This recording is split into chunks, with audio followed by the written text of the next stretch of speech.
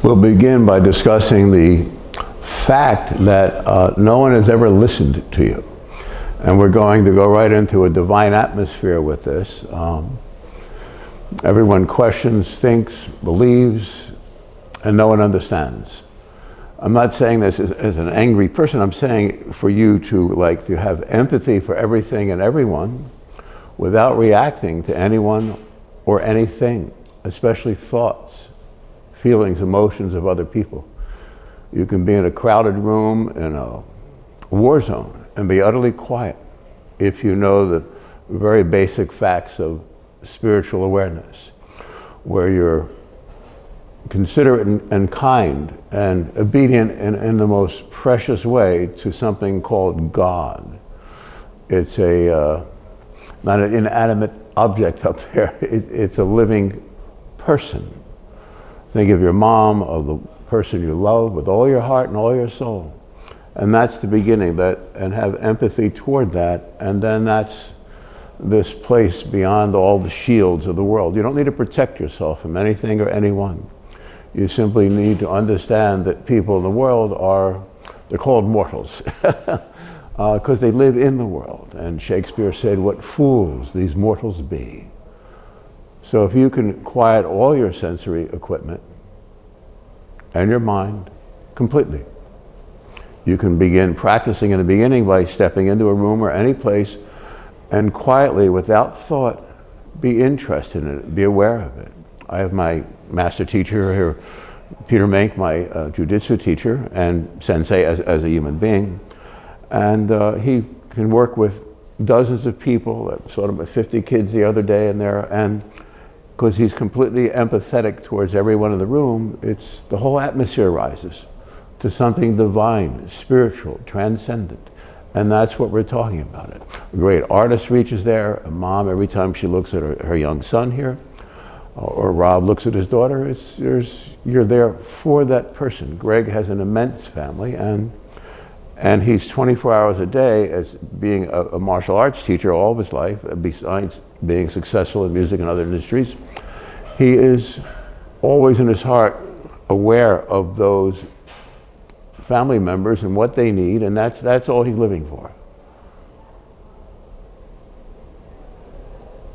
So you can be completely conscientious in your material drives, in your life, at the same time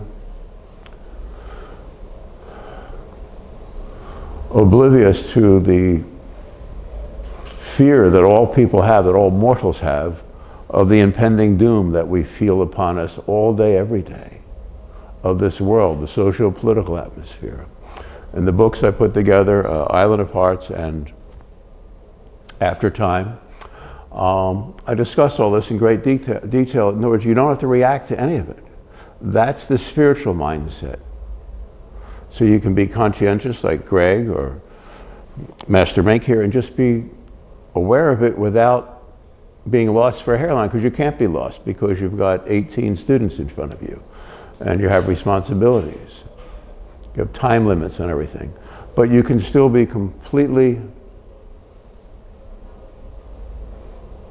in empathy with God. You can be as one with God, which is a transcendent spiritual presence.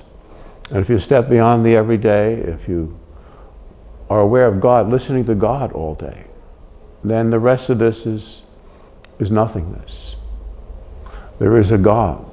There is a condition called spiritual illumination. It's kinder than love. It's more pure. If you can imagine such a thought, it is the other end of the rainbow. Transcendence in a spiritual sense is a place you live all your life. And this is what I wanted to present, is you will not be connected to this world at all, ever. And yet you're living for everyone around you. It's true selflessness. So to the degree that Greg has it, that Master Mink has it, that Jessica has it, in other words, we can live for our family, but we're asked to take a step beyond that and live for all humankind forever by not agreeing with the standards of this world as it sits and as it stands and as it exists, because when you're awake spiritually, you're aware of an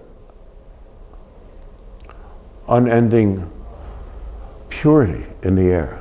It's endless, it's gorgeous, it's wonderful, it's beyond love, beyond your greatest love. But in that, you'll find your greatest love as one with the author and finisher of our faith, God. It is a presence of true humility. When you reach God, when you touch God, you give up all want or need or desire for yourself. You live for the others. Even the ones you love, or you're living for them. You're not loving them more than you love God.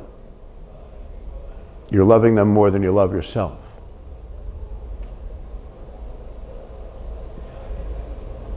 In this pure state of awareness, where you'll be aware that God listens to us 24 hours a day, but in an atmosphere so delicate and pure that you have to give up all possibility of self. And it's so easy, because what you'll gather back from it is beauty. God is the face of beauty. God is your heart. And when you feel spiritual consciousness, as we all do at different times, and we can feel it every moment of every day. I certainly have all my life. I know my teacher does. There are so many people that are aware of God, and I'm simply taking this one more step of not giving the world around us any power over us at all, especially in a time like today where the whole thing is impending doom. It's always been impending doom. If you're in the cave with your wife and your kids 7,000 years ago, and you're afraid of some animal out there, and you have your bow and arrow and your fire going, and well, I'm saying there's no animal, nothing's going to come into your cave. The cave of your heart, of the place where the hearth is always burning, where there's always a low ember of this considerate, fire-like faith you'll have for God. And no one will know you're here. No one will help you. No one will respect you. People will care, they'll come for help, you'll give what you can. But the moment you take that last step, where you give the world that seems to be no power, and it's easy, because when you feel the sublimity of this subtle gorgeousness in the air of something transcendent of love, it's the presence of God. There are thousands of words for it, and many different paths, they say, but there's only one path. It's to shut down your sensory equipment and see God. I mean, you let go of the whole world, or any want or need, or any fear whatsoever.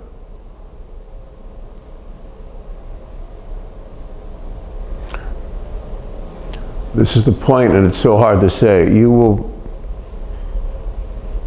be God. That's the mission. That's your destiny.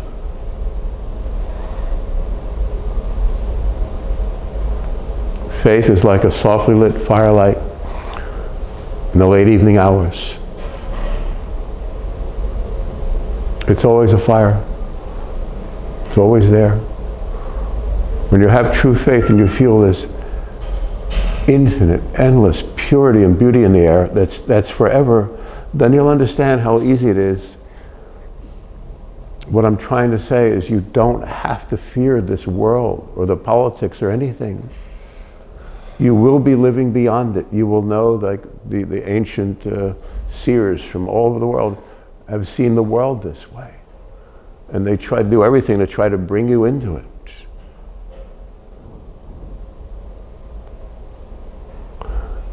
It is an illusion, as real as it seems. Give it up. You'll make your mom happy. You'll protect your children. You'll be everyone's father or mother or sister or brother. And all the mishaps we've had in life and all the near-death experiences and so forth, all the people that have fine hearts that we've come in contact in our life, you'll find them in this quiet place. And we'll heal one another. And we'll find each other. And we'll give up being one another. We'll even give up being ourselves when we find him, the true master of our soul, Almighty, everlasting, infinite God, our Father and our friend, who wants to be us. That's the truth.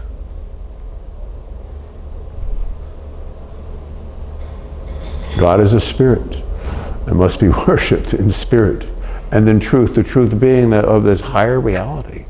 If we step into it, there's no fear, there's no want, there's no need, there's no hunger. There aren't two sides to anything. You've stepped beyond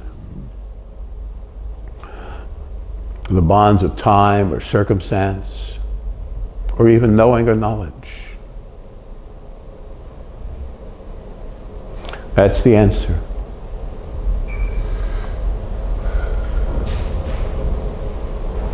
God would like very much to be you.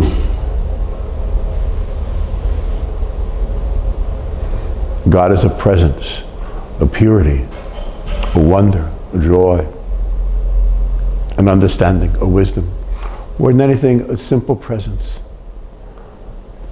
Again, infinitely lighter than air and more precious.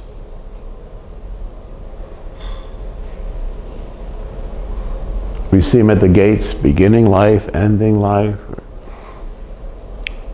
When Master Mink here teaches children jiu-jitsu, and he gets 50 kids rolling around with joy. The parents are crying because they can't discipline their own children anymore. And he does it because his heart is rolling with them. And Greg teaches his students they have to obey because they know they need him. They know they need to be pushed a little further and a little further to open their heart and soul, to not have fear. There's no fear in perfect love. And you don't have to fight anything. Just understand what's being said of God wanting to be us. It humbles us, it quiets us, it takes us through the night. You know, those long, unending nights. Weird dreams, good dreams, bad dreams, and powerful senses awaken. Well, when you come to full fruition spiritually, when you understand that God wants to be you, you'll experience God looking out from your eyes. Can you imagine that? I'm one of millions and millions of spiritual people in the world. It can never be said. And the reason is, and I'm saying it for all of us because it's for myself, I'd rather shoot myself than do what I'm doing right now.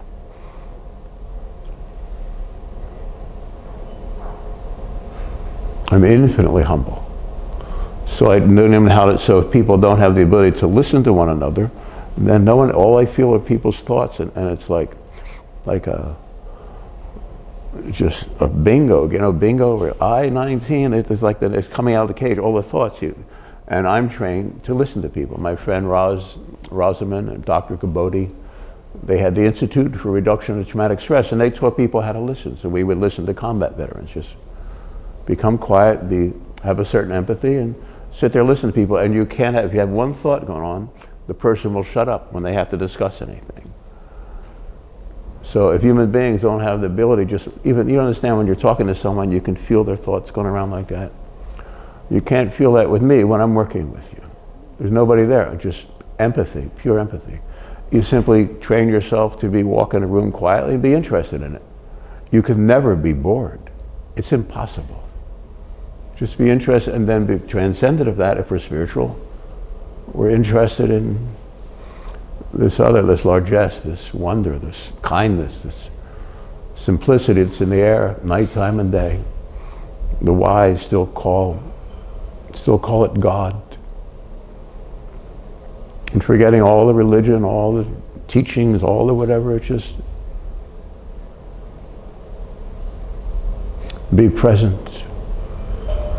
Let God look out from our eyes, and God will.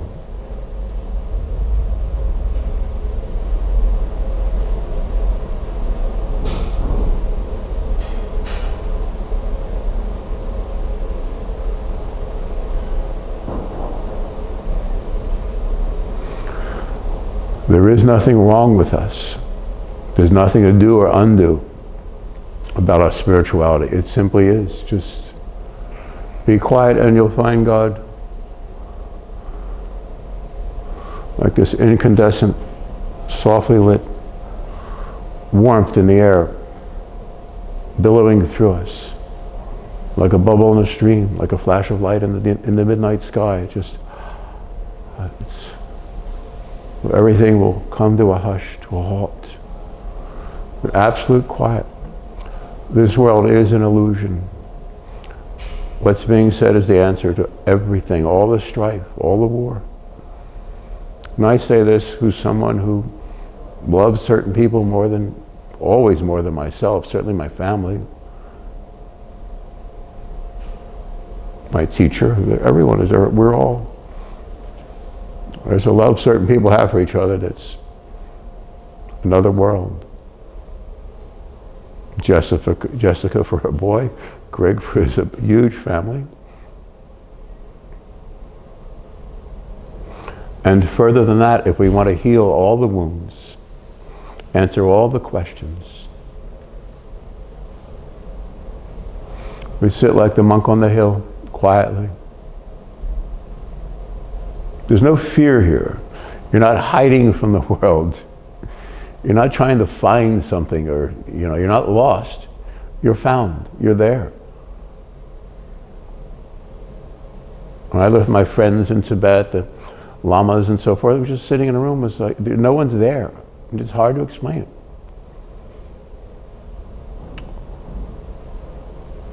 There's no one here.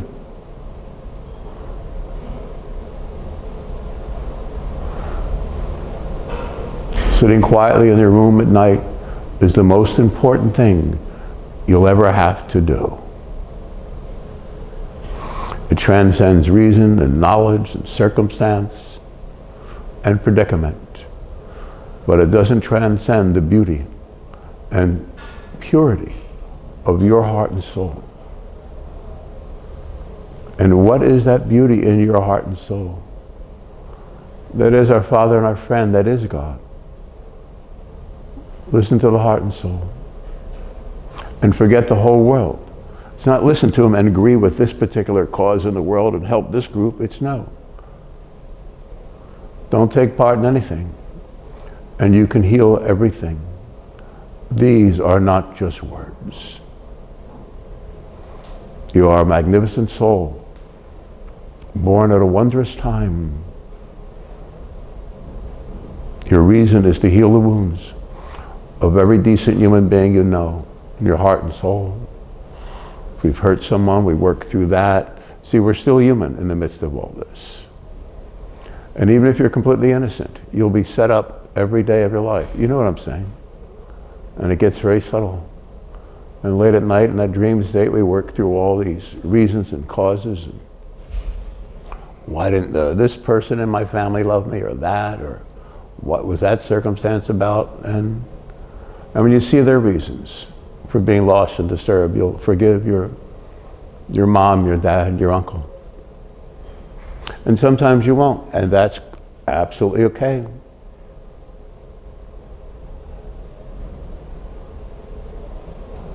We're not turning in on ourselves. We're letting go of all possible fear in favor of this quietude that will filter through us through every space, and will allow that which should not be named to fill us and move out. And the sadness and despicable nature of this world will be dispensed with forever. That's your mission. You're a wonderful soul. You're a pure spirit. You're an empathetic human being. You're a kindness and a truth and a joy and a wonder. And your heart is filled with gold, stronger than diamonds, and worth more than gold. It's stronger than gold and worth more than diamonds. It's what's in your heart is pure love. That's why we give up everything in our life for the one we love. But that's just symbolic of where we're supposed to go. That's God's fingertip touching us. When we walk out in nature, you read the works of Thoreau or Emerson or Emily Dickinson, all these great authors that spoke of this transcendent nature of ours. You walk out in the trees, in the tree lines, in the park, and you're, all of a sudden the bullshit of the everyday, pardon my French, just disappears and dissipates. Or when you hold the hand of a child, and you have to be there with all the innocence, like with Master Pedro Mink, with all the kids, or certainly Greg here with all his kids, or when Jessica's working, she's an astrologer, she has a doctorate, but she wants to do astrology. And when she works with you, only you exist. It's a miracle. She's completely present for you. Some people have that. You have that. You have more than that. You have God. You're part of enduring priesthood. A never-changing element of reality. You're the cause, the basis of everything good. God looks out from your eyes, cares with your heart, dreams with your soul. You and God are one purity, one presence, one kindness, one simplicity. And you can look out into infinity all day, every day. You'll be everywhere. But we have to drop the thoughts of the material world being real and then step into this thought stream of purity, of kindness. It's another universe is here. It's so beautiful. It's so yours. Fear nobody. Certainly don't fear a thought. I've been in the midst of circumstances that are truly diabolical and only concerned about my friends. You understand? We're here for our friends, to protect them, to heal them, to lift them, to care for them. We're here for our mom and dad, our brothers and sisters, our friends, our teachers, those that we see, this kindly lit atmosphere. They're the ones we want to protect first. And the others, if they want to come along, great. If they don't, great.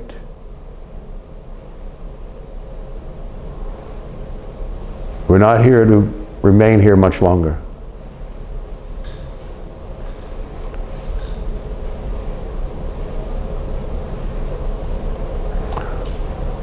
Allow God to fill your pure heart, your kind heart. And we can fold all this up.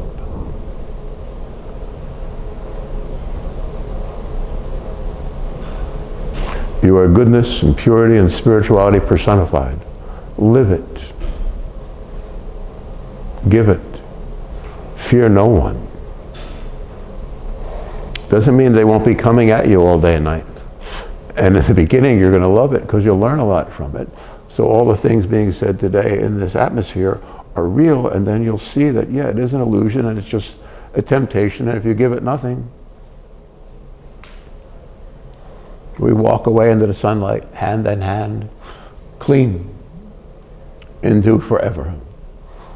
You are forever. You are the holiness of the universe incarnate.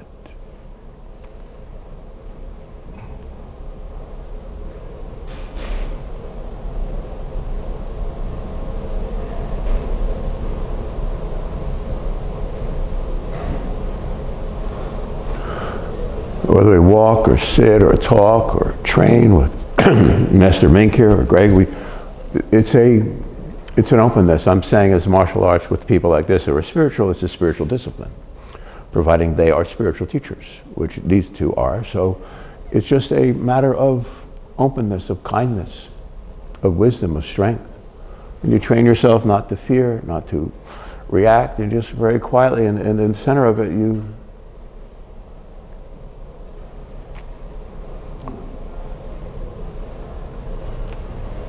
you're just empathy. There's nothing else existing. I'm saying this for all of us are spiritual, and again, I'd rather shoot myself than do this. Nothing but empathy exists within Robert Rosenberg since my birth. That's all I know. And your life here involves trying to explain that to others, not without your being anyone or anything. I'm always shocked. People have said these beautiful things about me all my life, and of course I've been trashed every day by subtle forces and people that set you up in circumstances and situations. That's part of what how this illusion grabs onto you. It's called Satan, the devil. But who cares? I'm saying it quickly to get out of the way, because who gives a hoot about Satan or Mephistopheles or the world or the conditions or the politicians or anyone thinks they have anything to do with your life. No one has anything to do with your life. You're God's. And you're here to live that out completely to its fullest fruition, where you'll know, as I know, that you and God are one presence, one thought, one idea, one eternity, one purity, one intelligence, one awareness. And you look out to heavenly vistas in your heart and soul all day and every day. And you'll make your mom so glad. It's all she wants, for you to be free and whole and happy.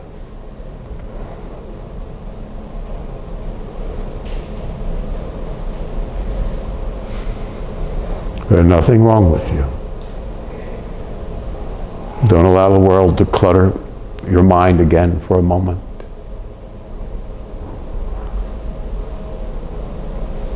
Your goodness. You're kind, you're true, you're whole, you're free. You are forever.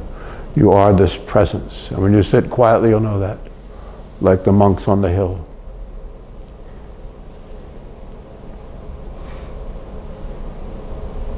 I had a friend in India, Frida Bedi. She was an abbess and translator for the greatest teacher in Tibet. And she was always with all the monks and all. You could see and feel in their eyes the enlightenment, the atmosphere. And with her, you didn't see it, because I didn't realize till a couple of years ago that she was gave herself so totally to help. She had a huge orphanage there, and she helped all the monks. She was the teacher's teacher. But all she did was support things around fixing things, taking care of things, walking people, taking them to the hospital. And she was at the same time the great translator in mind, but she was so pure that you didn't know she was even there. And I'm asking you to be there. To be as God is. Give yourself away. There's nothing to fear. You don't need anything in the bank. You don't need home or hearth. Home or hearth needs you. You are the light of this age.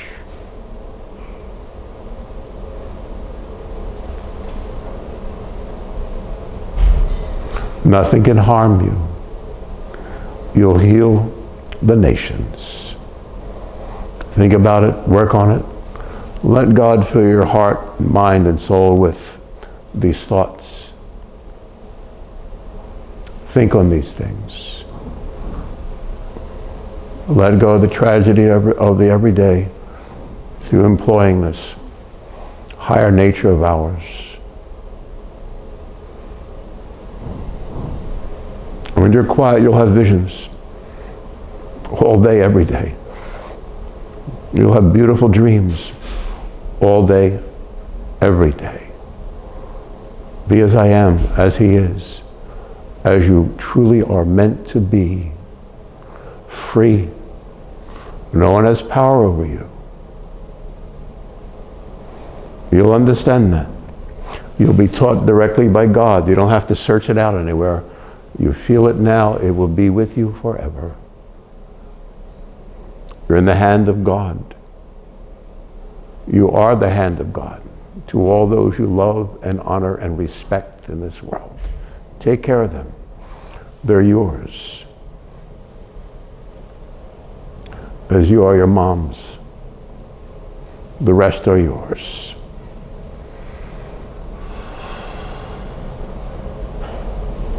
Thank you for listening. Allow God his greatest desire, which is to be. God wants to be us. Please let him. A little humility will go very far. And they'll be coming at you all the time, and every time it happens, you'll learn something. In a few short months or years, this world won't be here. You're feeling such an infinite gladness that you'll understand these words, that anything hard and real and tough in the world is like, it's nothing.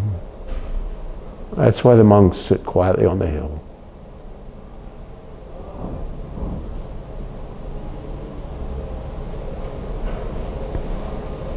You are the holy mountain. Thank you for listening to this. Please let God be you. Thank you. Thank you, Greg.